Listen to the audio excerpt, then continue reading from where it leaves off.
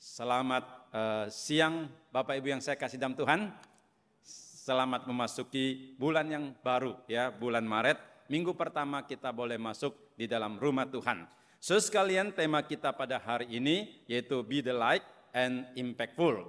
Yaitu bagaimana kita dipanggil oleh Tuhan menjadi terang dan juga membawa dampak bagi lingkungan di mana kita hidup. Mari kita memperhatikan Alkitab saudara sekalian. Dari Injil Matius sekalian, mari kita bersama-sama melihat Injil Matius. Kita melihat pasal yang kelima, ayat yang Injil Matius pasal yang kelima dari ayat 14 sampai ayat yang ke-16 saya bacakan untuk kita sekalian. Kamu adalah terang dunia. Kota yang terletak di atas gunung tidak mungkin tersembunyi. Lagi pula orang tidak menyalakan pelita lalu meletakkannya di bawah gantang, melainkan di atas kaki dian sehingga menerangi semua orang di dalam rumah itu. Demikianlah hendaknya terangmu bercahaya di depan orang supaya mereka melihat perbuatanmu yang baik dan memuliakan Bapamu yang di surga. Sekalian, saya harap kita mengetahui akan gambar atau foto ini. Bangunan ini sekalian disebut dengan mercusuar. Dibangun di tepi pantai atau di sekitar pelabuhan. Sekalian, mercusuar ini mempunyai fungsi memancarkan sinar khususnya di tengah malam yang kelam. Di lautan yang luas, orang tidak bisa melihat apa-apa samping kiri kanannya. Saudara sekalian, dia memancarkan sinarnya supaya membimbing kapal bisa menuju tujuan ke dermaga dengan aman dan selamat. Saudara sekalian, itulah fungsi daripada mercusuar ini. Sekalian, demikian juga dengan kehidupan kita sebagai orang Kristen di tengah-tengah dunia ini hendaklah juga seperti satu bangunan mercusuar. Memancarkan terang hidup yang bisa membimbing sesama manusia datang kepada Tuhan. Mengalami anugerah Tuhan, mengalami kasih keselamatan Tuhan, hidup di dalam kelimpahan sukacita surgawi sekalian. Karena itulah fungsi kita dan Tuhan utus kita berada di tengah-tengah dunia ini. Sekalian, tadi kita telah membaca Matius pasal yang kelima, khususnya ayat yang ke-14. Tuhan mengatakan, kamu adalah terang dunia. Satu kota, kalau dia bangun di atas gunung, tidak bisa tersembunyi. Orang jauh akan melihat kota itu. Orang jauh akan mengerti akan kota itu ada di atas gunung. Dan Tuhan mengatakan demikianlah setiap kita sebagai orang Kristen punya natur sekalian menghidupkan wujud kasih Tuhan di dalam kehidupan kita sehari-hari. Pada waktu Tuhan mengatakan kamu adalah terang dunia, itu ditujukan kepada setiap kita yang percaya kepada Tuhan. Setiap kita yang menjadi murid Tuhan, Tuhan mengatakan engkau adalah terang dunia. Waktu Tuhan mengucapkan kalimat ini sekalian, ini merupakan satu proklamasi identitas. Satu proklamasi status bahwa kita ini sekalian berbeda dengan dunia. Kita bukan termasuk dunia atau milik dunia ini. Tetapi kita adalah terang dunia. Sekalian, artinya kita memiliki satu kualitas hidup yang berbeda dengan dunia ini. Artinya sekalian, kita sudah diselamatkan dari Tuhan, diberikan hidup baru, menjadi manusia baru, memiliki kekudusan, memiliki ketaatan, memiliki kebenaran hidup yang indah di mata Tuhan, yang indah di mata sesama manusia, sehingga kita berbeda dengan dunia.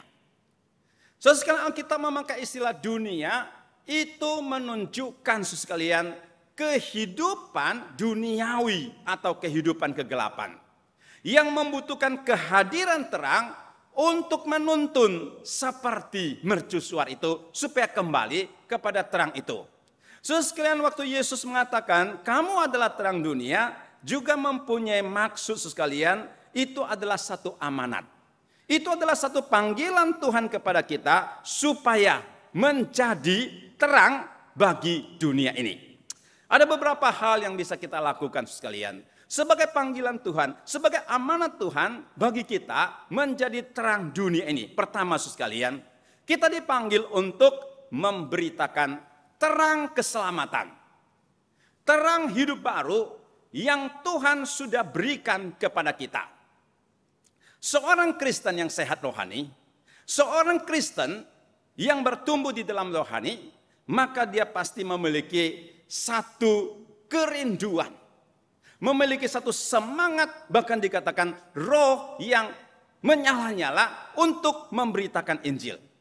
Karena dia sudah mengalami akan kebenaran Injil, karena dia mengerti besarnya kuasa Injil yang bisa mengubahkan orang, yang bisa melepaskan orang dari bahaya. Oleh karena itu waktu Yesus berada di dalam dunia, dia mengusir setan dari orang-orang yang kerasukan, sehingga orang yang kerasukan, yang hidup di dalam penderitaan, dibebaskan, diberikan kenyamanan, diberikan kemenangan hidup. Itu adalah kuasa Injil yang luar biasa.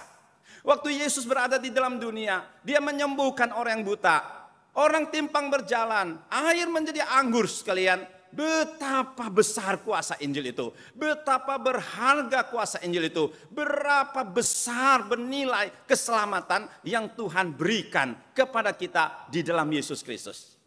Jadi kalau kita sudah mengalami indahnya, berharganya Injil itu, maka Injil itu pasti akan membakar hati kita, menggerakkan hati kita untuk memberitakan Injil itu dan untuk menyaksikan kebesaran daripada Tuhan.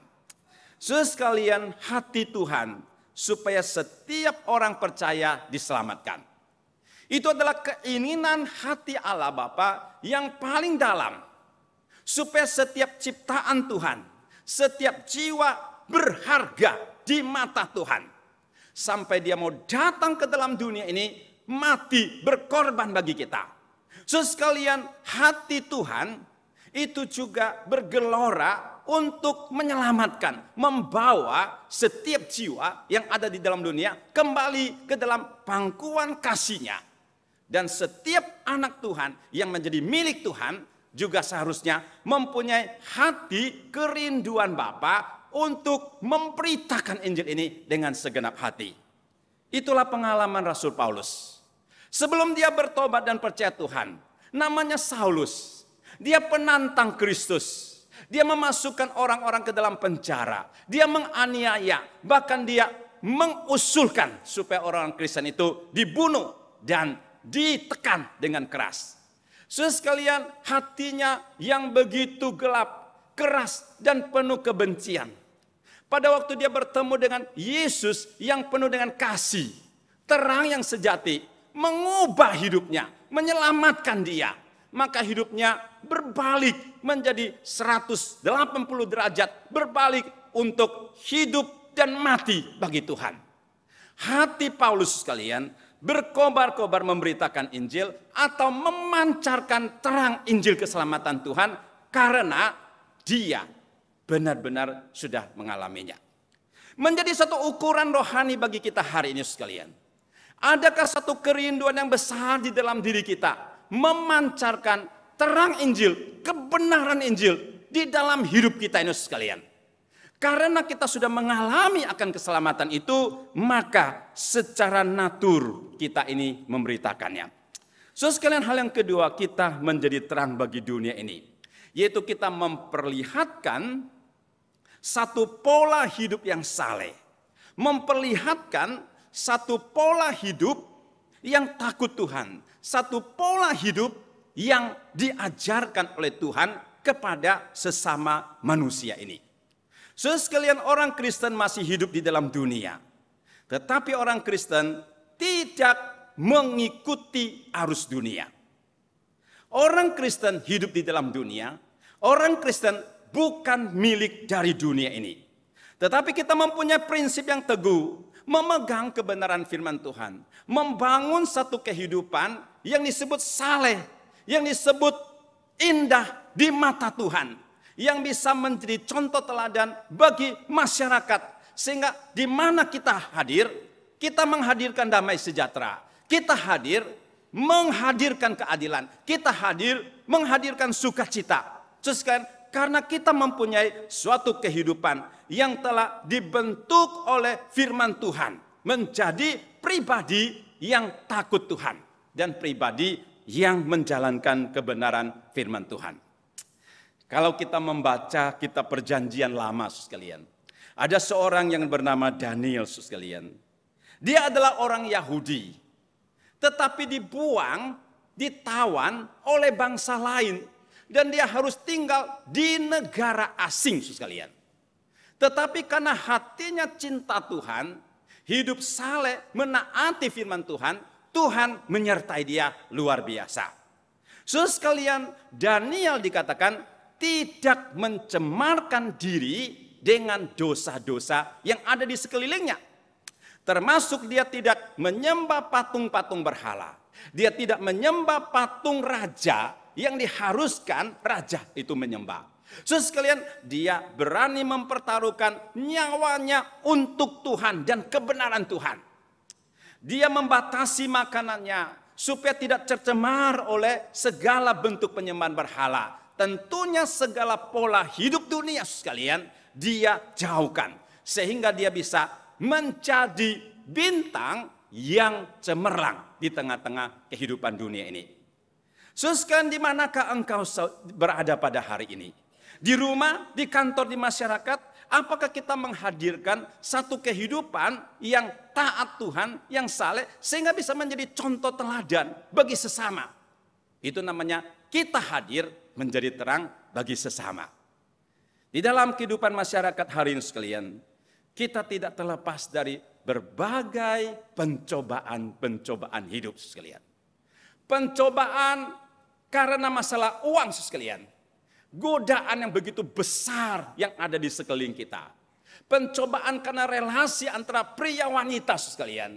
Ini seringkali menjadi masalah besar yang dipakai oleh si jahat untuk menjatuhkan banyak orang. Masalah kuasa, kedudukan, nama baik, sekalian, ke fasilitas-fasilitas hidup di sekeliling kita seringkali bisa menjerat kita masuk ke dalam dosa, mengikuti arus dunia ini. Pada waktu kita bisa berdiri dengan tegak di dalam kebenaran keadilan Tuhan, maka kita itu seperti bintang bercahaya di tengah-tengah kegelapan. Saudara sekalian, menjadi terang bagi sesama, itu juga bisa berarti kita melakukan pekerjaan-pekerjaan baik. Pekerjaan-pekerjaan kasih untuk menghadirkan kemurahan Tuhan di tengah-tengah masyarakat kita berada.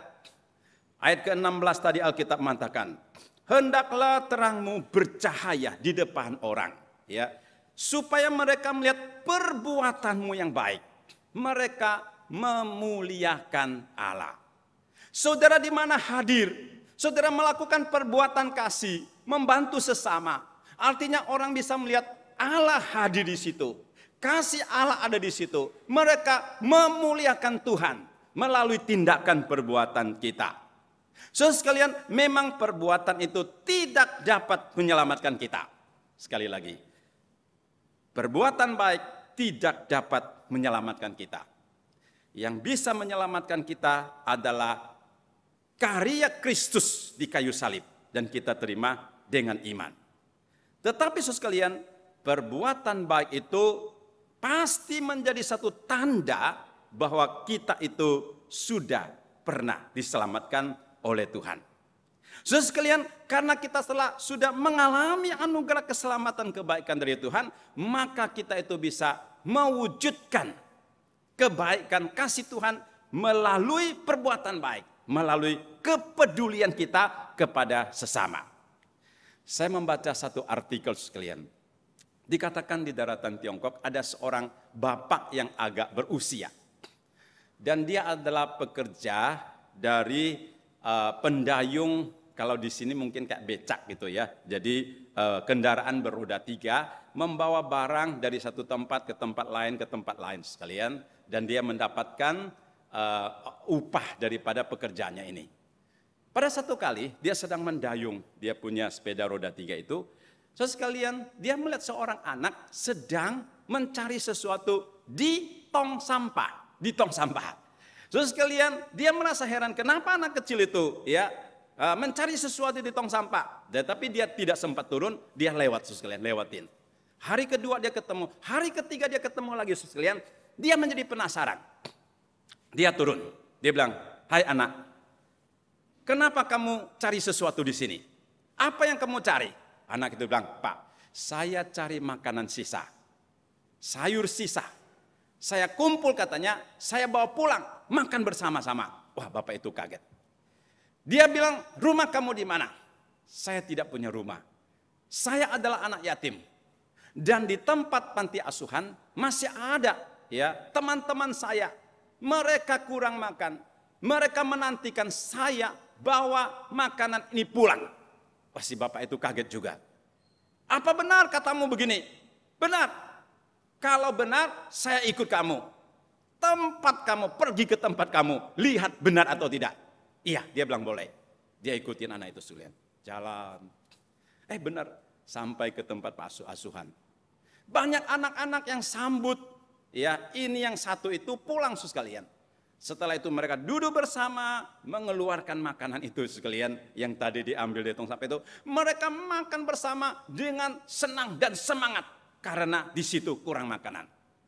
Sekalian, hati bapak itu sungguh-sungguh tergugah dan merasa betapa tergerak hatinya. Dan kemudian setelah itu, setiap hari dia bekerja mendapatkan uang setengahnya dia sisihkan untuk anak-anak ini sekalian. Sampai anak itu merasa kehadiran bapak itu begitu berarti, seperti bapak mereka merindukan, menghargai, menghormati ini bapak sekalian. Karena dia hadir dengan satu kepedulian yang luar biasa. Saudara sekalian, Alkitab mengatakan kalau kita melakukan pekerjaan baik, maka manusia akan melihat sesungguhnya kita itu menghadirkan kasih kebenaran Tuhan kepada sesama manusia. Di situ kita menjadi terang bagi sesama yang membutuhkannya. Saudara sekalian, bagaimana terang kita itu bisa bercahaya sekalian? Alkitab mengatakan kamu adalah terang dunia, tetapi seringkali terang kita itu tidak cemerlang. Terang kita itu mungkin remang-remang, terang kita itu mungkin redup sekalian. Bisa saja orang tidak bisa menghasilkan, memancarkan terang yang sesungguhnya karena kondisi kesehatan rohani yang tidak sehat. Terang itu tidak bisa bersinar. Terang kita itu sebenarnya terang dari Tuhan. Itu tidak bisa bersinar, memancar melalui kehidupan kita. Itu mungkin sekali ada masalah di dalam diri kita. Bagaimana supaya terang itu bisa bercahaya? Ada dua hal penting yang kita ingin perhatikan sekalian. Yang pertama, kita harus mempunyai satu kehidupan yang berpusat kepada Kristus. Seorang penulis yang sangat besar namanya John Stott menulis satu buku dengan tema Focus on Jesus. Hidup yang fokus kepada Yesus. Di dalam buku ini John Stott intinya mengatakan demikian. Sebagai orang Kristen, kita tidak mengaku Yesus sebagai Tuhan dan Juru Selamat hanya di mulut saja. Iman kita bukan sekedar slogan yang kita serukan. Tetapi sebagai orang Kristen, kita benar-benar menjadikan Dia adalah Tuhan Juru Selamat di dalam setiap aspek kehidupan kita. Kita mengatakan kita murid Kristus sekalian. Jangan Kristus hanya di dalam label saja. Tetapi dia harus hadir di dalam hati, pikiran, tindak tanduk perbuatan kita. Dia harus menjadi Tuhan yang mengontrol, menguasai hidup kita. Dia baru adalah Tuhan, Juru Selamat. Dan kita baru adalah orang Kristen sejati. Memasuki kehidupan yang demikian, John Stott memberikan beberapa tahapan-tahapan menuju kepada satu kehidupan di mana kita bisa menyatu dengan Kristus yang adalah sumber terang, terang sejati yang menerangi hati dan memampukan kita melahirkan terang di dalam kehidupan kita ini. Pertama dia katakan, melalui Kristus Yesus kita diselamatkan. Menjadi manusia baru, menjadi milik Tuhan. Di bawah kolong langit tidak ada cara dan siapapun yang bisa menyelamatkan kita. Kuasa presiden tidak bisa. Harta kekayaan, kuasa keuangan tidak bisa menyelamatkan kita. Kedudukan, pendidikan tidak bisa menyelamatkan kita. Tetapi yang bisa menyelamatkan adalah Kristus Yesus. Dia adalah satu-satunya juru selamat, pintu yang membawa kita masuk ke dalam keselamatan menjadi anak Tuhan. Tetapi kita jangan berhenti sampai di tahap sekalian hanya terima Tuhan. Dikatakan kita harus dibangun di atas Dia. Seluruh kehidupan kita harus dibangun di atas dasar Kristus Yesus yang menjadi fondasi iman yang sangat teguh di dalam Tuhan. Apa artinya dibangun di atas Kristus? Kita meneladani contoh hidup Yesus. Yesus bagaimana mengampuni orang, kita juga seperti Yesus. Yesus bagaimana taat kepada Allah Bapa, kita juga taat. Yesus bagaimana mengasihi, berkorban, peduli sesama, kita juga melakukan. Sekalian itu adalah satu dasar hidup yang dibangun di atas diri Yesus. Apa yang Yesus ajarkan, termasuk juga khotbah di bukit dan berbagai pengajaran lain tentang kerajaan Allah, itu kita jalankan. Artinya iman hidup kita itu dibangun di atas dasar Yesus. Dan kita terus bertumbuh di dalam Yesus. Hidup kita menyatu dengan Tuhan. Seperti Yohanes 15. Carang daripada pohon tidak akan hidup kalau tidak melengket pada pokoknya. Demikian juga hidup kita harus selalu menyatu dengan Kristus. Kita harus selalu rindu tinggal di dalam Dia. Kita menyediakan ruang hati pikiran untuk Kristus bertata, berkuasa di dalam diri kita. Sekalian itu artinya kita berjalan bersama Dia di dalam Tuhan. Dia adalah sumber kasih, sehingga kasihnya bisa melimpah dalam diri kita. Dia adalah sumber anugerah. Dia adalah sumber kesetiaan. Dia adalah sumber kekudusan, ketaatan, dan kekuatan. Saudara, kalau melengket dengan Tuhan, bersatu dengan Tuhan, saudara juga mendapatkan kekuatan dan segala kebaikan anugerah di dalam Tuhan. Menjadikan kita orang Kristen yang kuat. Tidak hanya sekedar label Kristen, tetapi di dalam Kristus. Dan mengalami suatu persekutuan yang mendalam dalam Kristus. Dan kita meletakkan hati kita di bawah kuasa otoritas Kristus. Sekalian kita bukan saja tinggal bersama di dalam Kristus, tetapi juga meletakkan keinginan hati, pikiran kita di dalam kuasa kebenaran Kristus sekalian. Sehingga kita hidup dituntun oleh Kristus, oleh kebenarannya. Banyak orang hari ini sekalian berjalan menurut kemauan kita. Karena kita belum siap bersedia menaklukkan pikiran hati kita di dalam kontrol dan kuasa Tuhan. Sehingga kita tidak bisa menghidupkan terang Tuhan. Karena kita mengikuti keinginan kita. Dan sekalian kita bisa hidup bagi Kristus. Tujuan hidup kita semata-mata bagi kemuliaan Tuhan. Dan kita dibentuk terus menyerupai Tuhan. Beberapa step sekalian. Di dalam buku ini yang sangat berharga. Yang menuntun kita bertumbuh dari satu langkah ke langkah yang berikutnya, ke langkah yang berikutnya, sampai kita menjadi seorang Kristen dewasa yang menyerupai Kristus. Waktu kita bisa menyerupai Kristus, pada waktu itulah sekalian. Pada waktu itulah sekalian, kita bisa memancarkan sinar terang Tuhan dengan sangat luar biasa sekali. Sekalian ada seorang seorang di usia dewasa gitu ya, di usia dewasa belum termasuk usia tua sekalian, dia memberikan satu kesaksian dan dikatakan dia itu tinggal di daerah BSD. BSD ya sekalian, Bumi Serpong Damai atau Bumi Selalu Damai, sekalian BSD ya. Sekalian dia mengatakan, ya ini kesaksian hidupnya ya, kesaksian hidup setiap orang beda-beda, ini kesaksian hidupnya. Dia bilang orang yang tinggal di BSD itu ada 7 buah P ya, ABCD P. Saya Pak, itu 7P itu apa? Nah, sudah bisa terka? 7P? Ya, kalau bisa terka, dapat tiket pesawat ke Hawaii. Oke. So sekalian tapi pulang sendiri ya.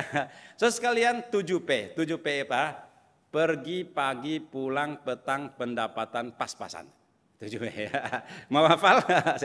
Pergi pagi, pulang petang, pendapatan pas-pasan. 7 ya, jadi pas 7. Oke. Saudara mungkin kalau yang P yang kedua itu beda kali ya. Oke. Dia bilang begini. Kalau dia kerja di Jakarta, ya sebelum jam 6, jam 5 lewat itu harus jalan ya, dari BSD.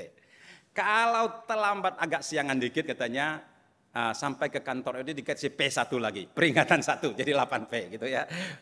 Jadi harus pagi-pagi. Pulang sekalian, pulang itu juga sekitar jam 4, jam 5, itu juga macet. Walaupun pulang dari kantor jam 5, tapi sampai di rumah bisa jam 8, jam 9, bayangin ya. Udah buru-buru makan, mandi sekalian, udah harus tidur. Kan? Tidur karena besok harus bangun pagi-pagi lagi. Kalau kemalaman tidur, besok nggak bisa bangun, masalah lagi. Ya tambah P1 lagi. Terus kan, dia bilang tiap hari begini. Sehingga dia merasa hidup ini seperti roda yang bergerak. Seperti mesin. Dia merasa hidup ini jauh dari Tuhan. Dia merasa hidup ini tidak mengalami kehadiran Tuhan di dalam dirinya. Kerohaniannya kering. Sulit bertumbuh. Bagaimana bisa bersinar untuk sendiri aja tidak kuat bergerak. Sekalian dia berpikir kalau terus begitu kehidupan iman saya sebagai orang Kristen itu lama-lama bisa ambruk dan bisa berbahaya. Satu hari dia berdoa. Tuhan, bimbinglah supaya saya mengerti bagaimana mengolah waktu hati untuk bisa berjalan dekat dengan Tuhan. Tuhan tolong. Kemudian ada sejenis bimbingan Tuhan di dalamnya. Dan berkata kepada dia demikian. Kalau kamu mau ada waktu dengan saya, dengan Tuhan, ya waktu meditasi bersama Tuhan, itu bisa 2 cara. 1, kamu berangkat sekalian pagi, lebih pagi, jadi lalu lintas pasti lancar. Sampai di kantor pasti masih ada waktu. Nah itu bisa dapat waktu setengah jam sampai 1 jam. Kamu boleh berdoa dan bermeditasi. Ini pilihan 1. Pilihan kedua, saudara sekalian, kalau memang kamu pagi tidak keburu, nah waktu pulang katanya, kamu boleh stay dulu, tinggal di sana setengah jam sampai 1 jam. Ya. Nah nanti jam 6 kamu baru jalan, pulang nanti sampai ke rumah sama juga kurang lebih waktunya. Karena semakin sore itu sudah semakin lancar. So sekarang dia mendapat satu hikmat yang demikian. Dan kemudian dia lakukan sekalian. Kalau bisa pagi, lebih pagi. Jadi sampai kantor masih pasti ada waktu. Kalau pagi tidak keburu, pulangnya ambil sedikit waktu, setengah jam atau 1 jam. Ada waktu berdoa, ya, mendengarkan Tuhan. Dan setelah itu dia merasa ada satu kesegaran. Ada satu persekutuan yang erat dengan Tuhan yang menjadikan dia bisa bertumbuh, bersinar di tengah-tengah kehidupannya. Kondisi setiap orang itu beda-beda, sekalian.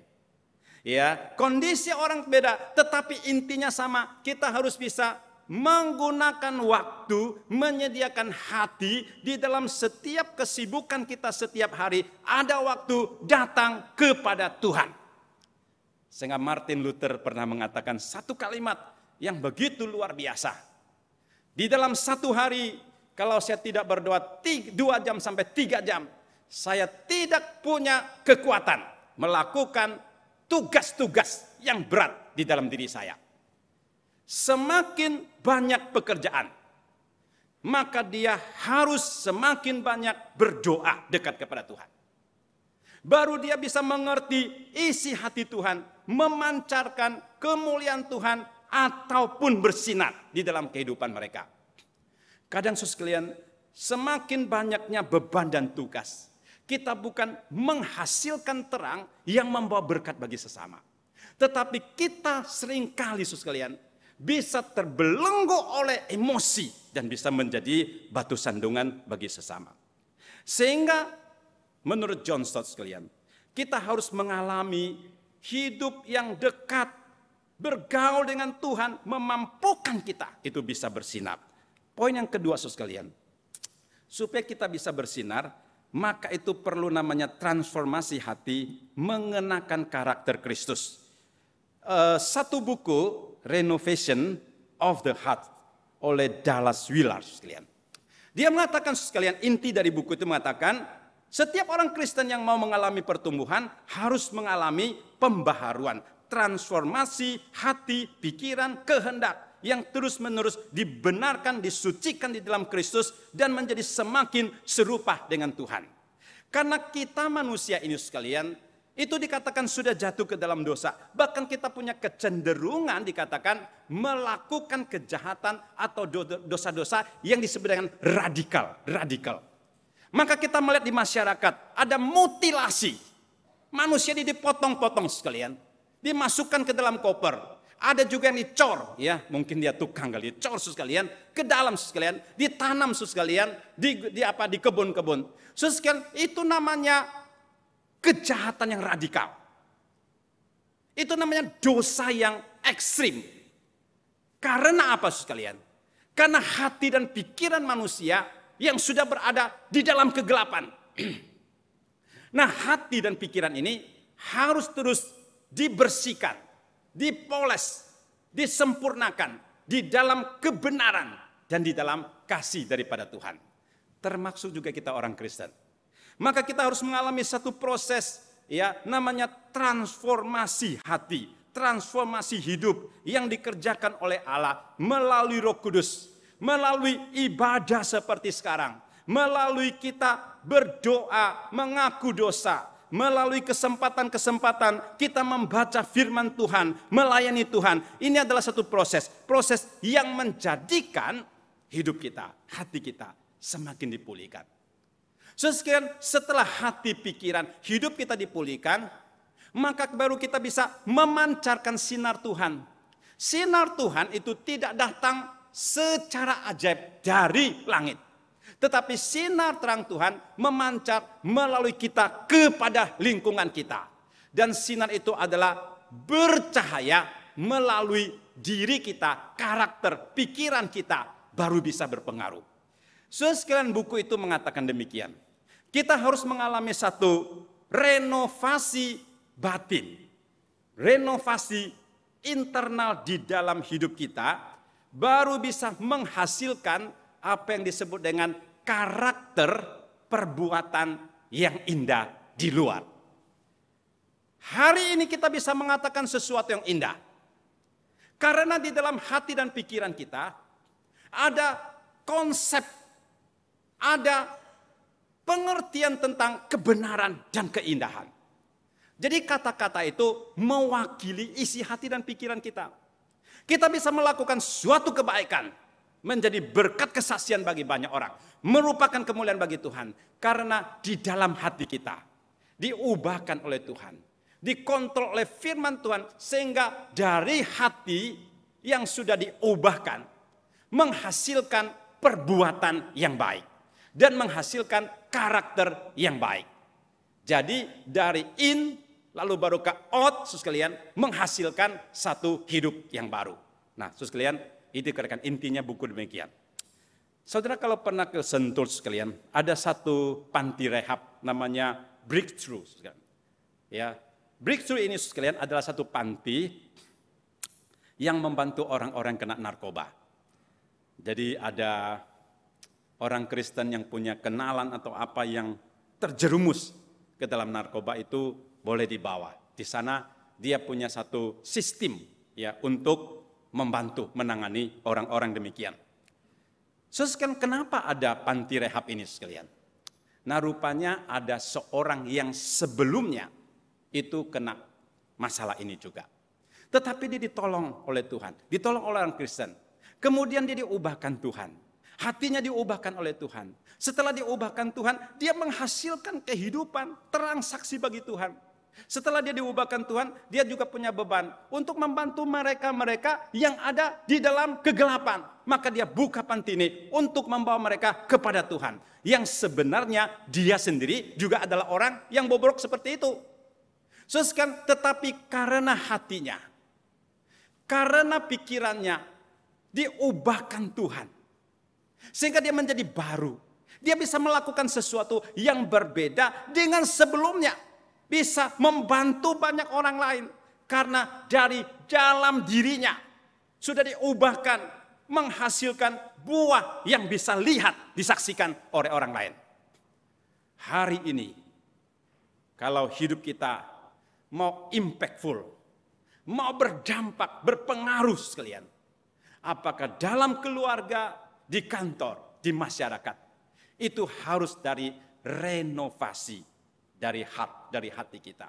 Renovasi dari pikiran kita yang terus dikontrol dibimbing oleh Tuhan dengan kebenaran yang menghasilkan pribadi-pribadi yang unggul di dalam rohani. Karena kita membutuhkan Tuhan. Sebagai satu poin terakhir sekalian, Alkitab mengatakan hendaklah terangmu itu bercahaya di depan orang supaya mereka melihat perbuatanmu yang baik dan memuliakan Bapa di surga. Seperti kota di atas gunung sekalian. Demikian juga hidup orang Kristen itu tidak boleh dan tidak bisa disembunyikan. Saudara sudah percaya kepada Yesus, saudara tidak bisa menyembunyikan diri untuk tidak bertemu dengan sesama manusia. Saudara tidak bisa menyembunyikan diri, tidak mau berinteraksi dengan suami, istri, atau anggota keluarga lain. Enggak, saudara sekalian. Setelah kita diselamatkan, kita tetap berinteraksi dengan sesama. Kita tetap hidup di dalam masyarakat. Hidup kita itu seperti kota di atas gunung. Artinya hidup kita itu bisa disaksikan oleh semua orang. Dan kesaksian itu harus bisa menjadi contoh yang membimbing orang kepada Tuhan. Beberapa hari yang lalu sekalian, saya membesuk sepasang suami istri sekalian. Lalu kemudian suaminya bercerita, kenapa dia bisa percaya Tuhan. Sebelumnya sekalian, dia tidak percaya Tuhan. Seorang yang menantang Tuhan, ya non-Kristen, ya anti-Kristen sekalian. Dan juga istrinya katanya belum percaya kepada Tuhan. Jadi banyak terjadi perselisihan ataupun ketidaknyamanan di dalam keluarga. Dan waktu banyak masalah dikatakan istrinya juga pergi berteman dan sebagainya. Teman-teman istrinya bertanya, kenapa kamu muram? Muram sekalian. Lalu dia bilang, oh begini masalah keluarga. Kalau begitu dia bilang, saya mengajak kamu datang ke gereja. Apakah kamu mau? Dia bilang, oke, saya coba ikut.